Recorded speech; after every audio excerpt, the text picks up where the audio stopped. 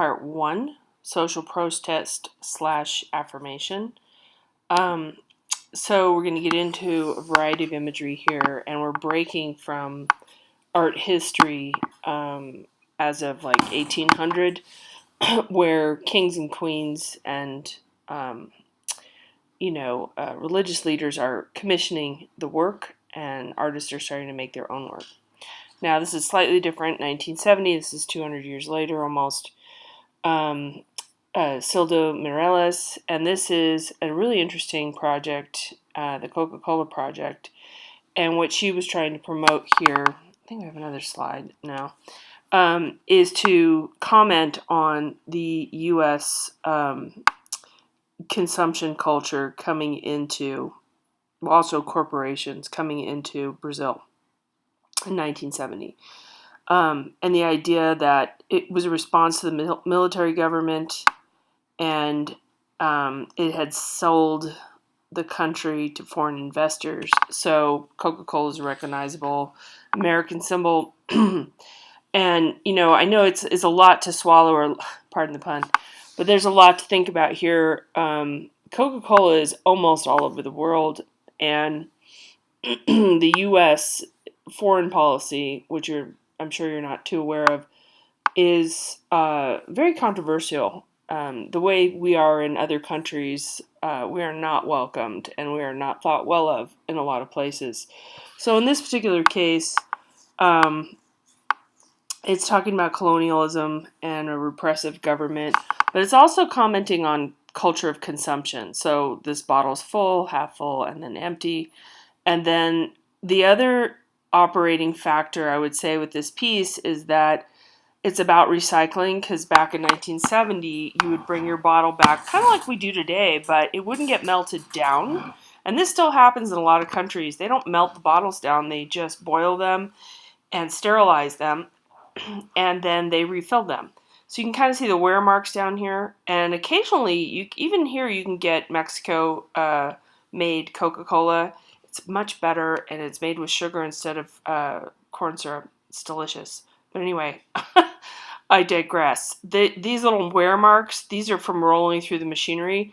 And usually you'll see sort of scuffed up Coca-Cola bottles, or other bottles for that matter, because they've been recycled so many times. So her idea was to have citizens write their sort of complaints about things, and then they would get recycled or reused, and the complaints would be on the bottle. It wasn't exactly realistic in that sense, but the idea that this common object is going to be in your hand with this protest language, and then you're going to write your feelings and then recycle it and put that out into the community. So it was an idea, conceptual artwork, not so much of a practical thing that actually happened, but it's promoting protest in Brazil. Okay, so our first piece that really deals with protest, or with anti-military imagery or anti-war, is back to Goya in Spain. And he did this in 1814. It was painted about the executions in 1808. So 6 years later, he put this out there. And I'm not altogether sure if it had to do with waiting for the controversy to pass, or, just taking a lot of in his own personal work to get this work done.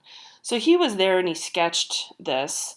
And I don't know how Goya survived through all of the upheaval of the time he lived in. He sketched and drew and saw a lot of things, and he drew them and put them out there. And I don't know how he didn't get persecuted for what he did, but it's quite amazing. So, like I said, he is not being commissioned by a king or queen here. He is decided he's going to put this image out there, and this is one of the first images that we have that shows war in a negative light.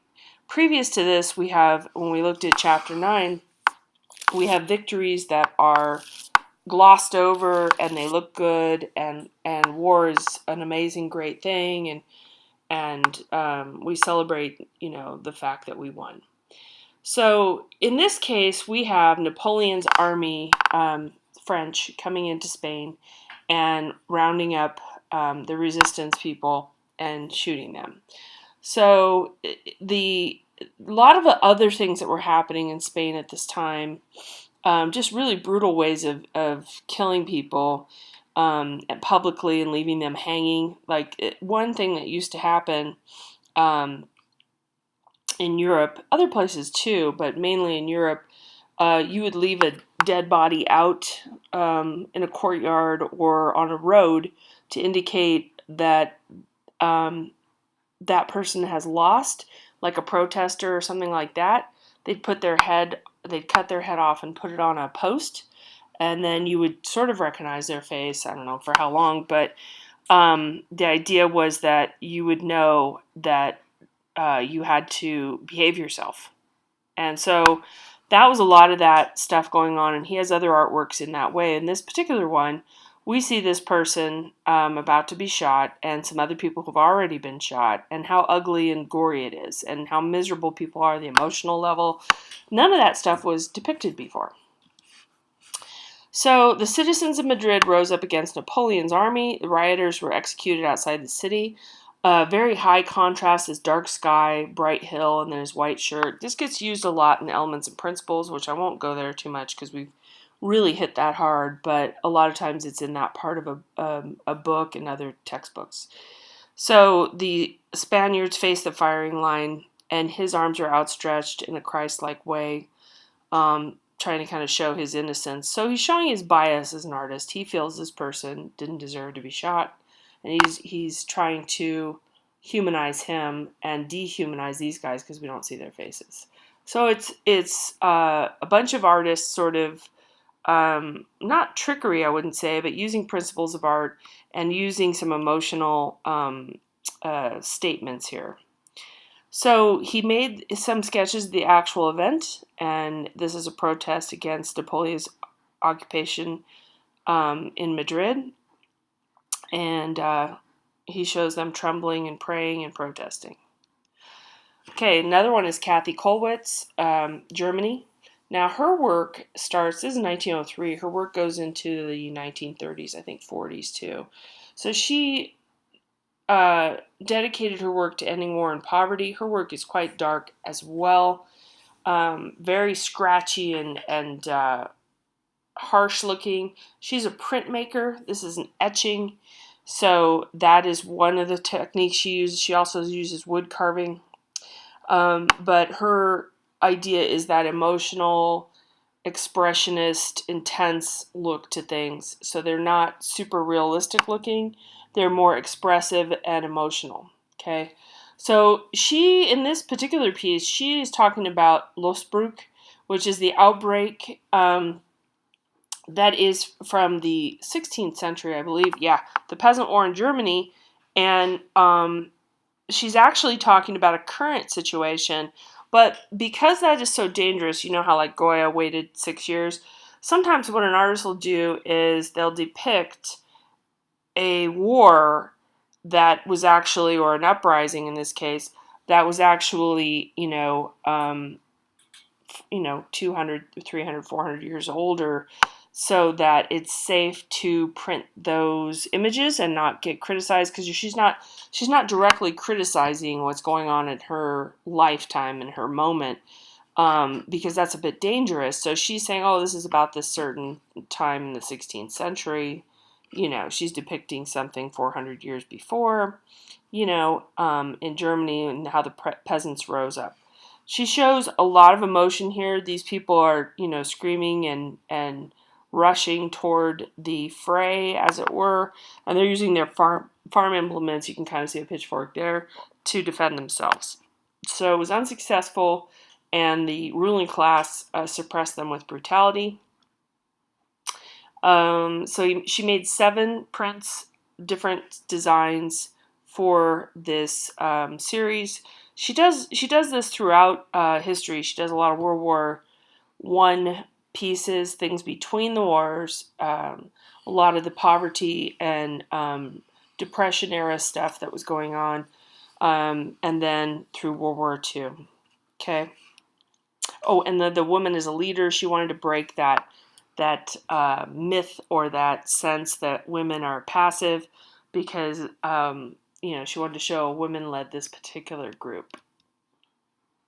Oh yeah, upright arms incite action. You can see how that is, and then her hands show that arthritic, bony, hardworking person. And then back to our formal analysis here, blacks and whites. The high contrast show how emotional the moment is. So a lot of times artists choose that black and white for that contrast and take out the color, which might make it prettier or softer, although I wouldn't say Goya does that. I think his colors are very intense. Okay, another piece we get into World War One, and I know it's hard to think about World War One, or maybe as a younger person you kind of blend World War One and Two together, but they are 20 years apart, and World War One lasted for 4 years, 1914 to 1918, and it was all fought in Europe.